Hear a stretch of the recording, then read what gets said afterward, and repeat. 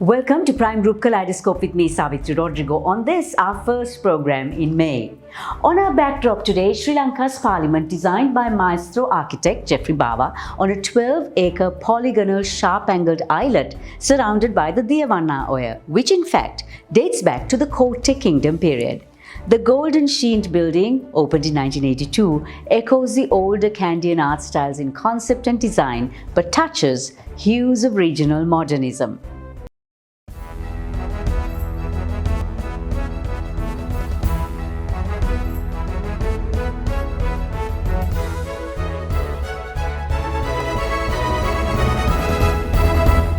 Welcome to The Grand, Ward Place, an award-winning condominium project where luxury embraces aesthetics, discernment, life and privacy as one. Call 0702 777 777 to schedule a private viewing today. The Grand, there is only one. So, what would be best? The 19th, 20th or 21st Amendment? How do we feed the 5,000? Printing in peril? Cane craft crafted beautifully, stock, oil and gold news, and coming up next, a quick look at the week that was.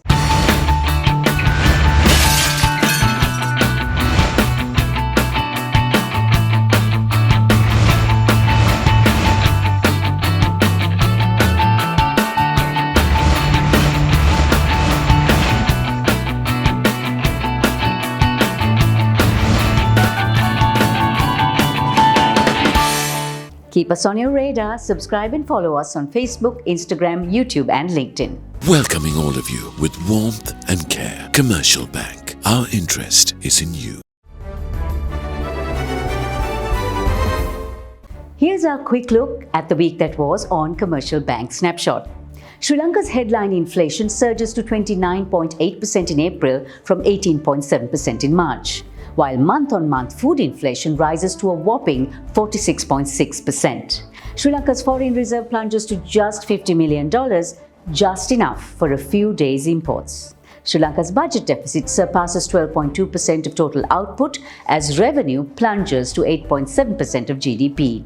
And now for some good news. For the first time in 127 years, tea auction prices reach historic highs, averaging a per kilo rate of 1,500 rupees.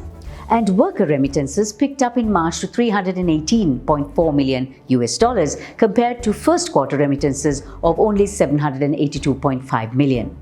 1 in 5 reptile species are under threat of extinction. Crocodiles and turtles are among them. A Palestinian farmer discovers the statue of a 45,000-year-old goddess while working in his field. 118-year-old French nun Lucille Randon holds the world record as the world's oldest person. Welcoming all of you with warmth and care. Commercial Bank. Our interest is in you.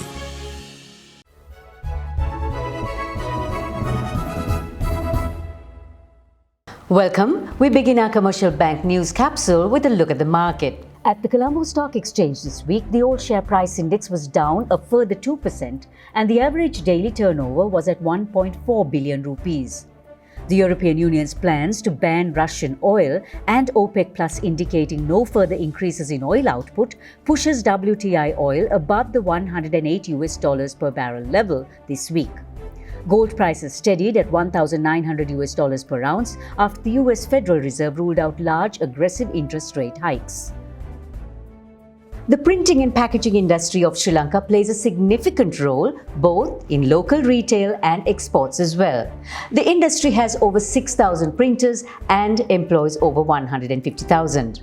However, the recent import restrictions have led to a severe shortage of paper and prices have increased by 70%. The president of the Sri Lanka Association of Printers, Peter Decker, says the industry is in a perilous state. The lack of dollars and the inability to establish a credit to import raw materials has crippled the entire printing fraternity of Sri Lanka. Printers have scaled down and even closed the operations, igniting unemployment in the printing industry. Printers are unable to honor the orders from buyers due to lack of raw materials, and the restrictions on import has impacted the export market, as printing is a key component of the export supply chain. Regular orders from international buyers has turned to suppliers from different countries. And if the situation continues, Sri Lanka will lose whatever orders that are in the pipeline as well. Drastic reforms are needed to bring back the industry to its previous stage. The Goldface Green, which has been occupied by protesters for many weeks, has now become one of the greatest symbols of Sri Lanka's resilience. But it also is the best showcase of Sri Lanka's unity in diversity. Festivals have been celebrated, impromptu theatre performances played, witty rhymes have been composed, and food and water distributed. The Good Samaritans have been many, and I met up with one young man, Michael David, who decided to take his experience of making roti at Dansalas into the heart of Gota Gogama. You literally fed the 5,000, actually 10,000, and you did it all on site.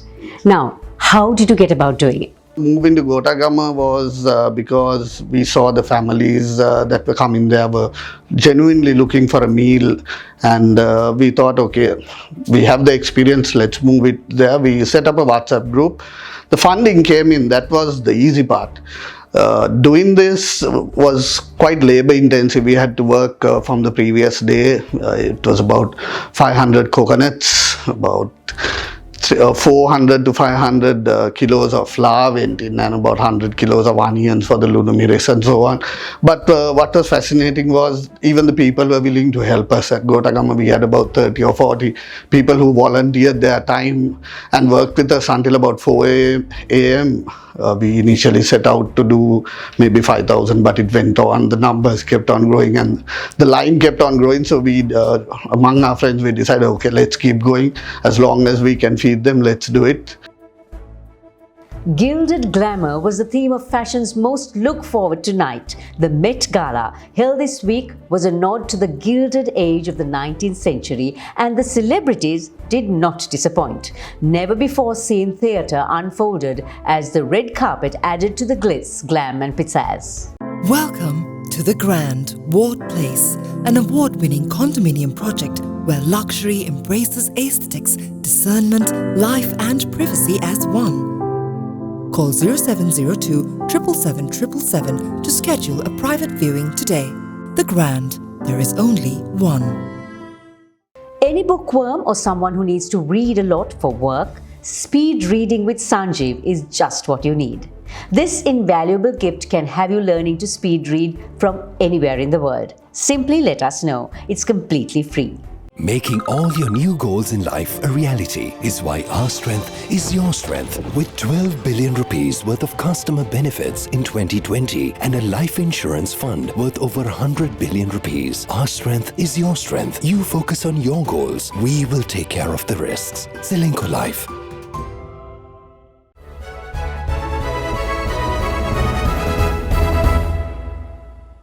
The Bar Association of Sri Lanka and the Ceylon Chamber of Commerce proposed a way forward this week to restore political and economic stability. The proposals included the repeal of the 20th Amendment, the abolition of the executive presidency, the formation of a national unity government with a Prime Minister who is able to create a consensus among political parties, a 15-member cabinet of ministers and a 15-member advisory council. In the last few months, protesters too have been asking for a repeal of the 20th Amendment and to bring back the 19th Amendment. But is all as simple as it seems? Let's find out. On Srilanka Life Let's Talk today is the former Secretary of the Bar Association of Sri Lanka, Rajiv Amarasuriya. So welcome, Rajiv. Now, the People's Call has been to revoke the 20th Amendment, bring back the 19th Amendment, which is what the BASL and the CCC are also proposing.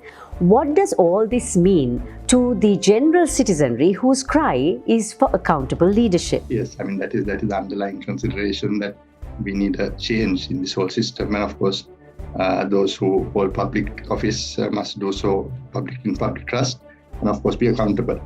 Whatever the amendment to the Constitution, we have to come through an amendment to the Constitution. And that would necessarily be the 21st Amendment to the Constitution.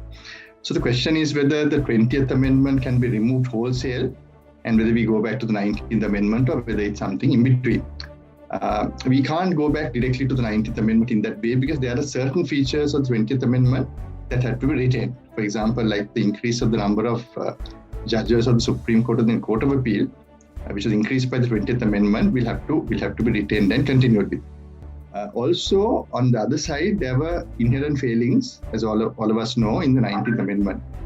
And that was also the basis upon which the 20th Amendment was justified. So those errors and anomalies would also have to be rectified.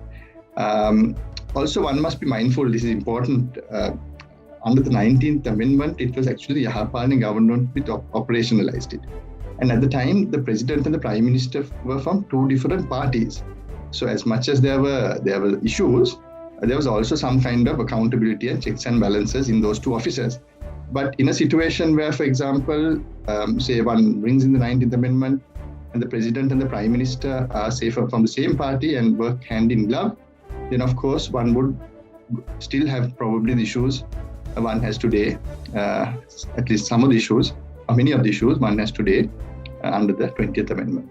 So whilst looking at changing structures, it is, I think, even more important to ensure that the right people are put in these in the positions, these positions.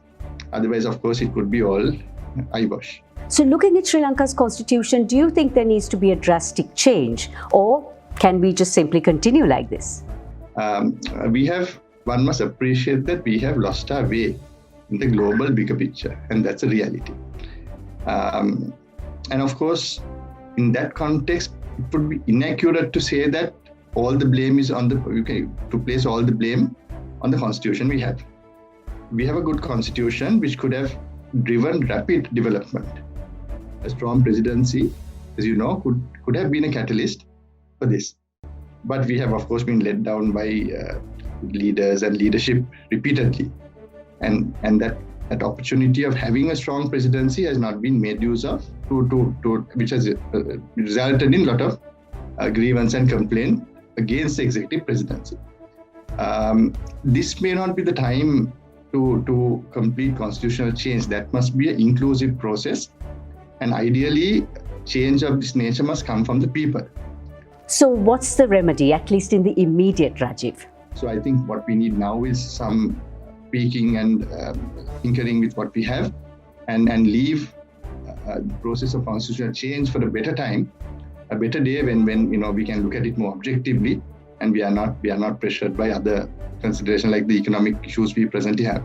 Thank you, Rajiv. As far as I can see, it's going to be a long road ahead, but we all have hope. And thank you also to the Bar Association of Sri Lanka for being one with the people's voice, ensuring we don't lose sight of justice, fairness and transparency, which is what this protest is all about.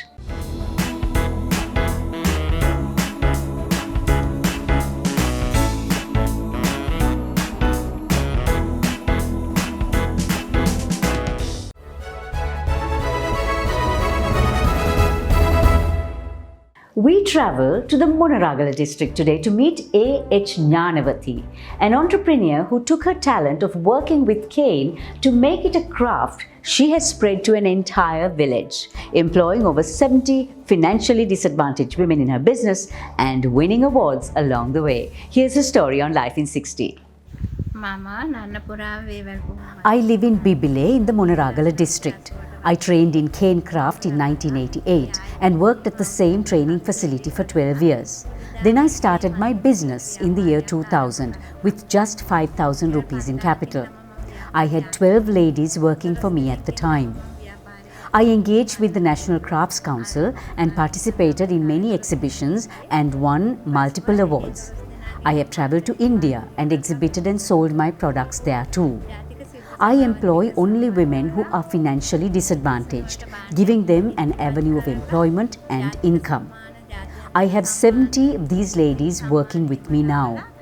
My goal is to grow my business, add to my product range, increase my income, and employ more women.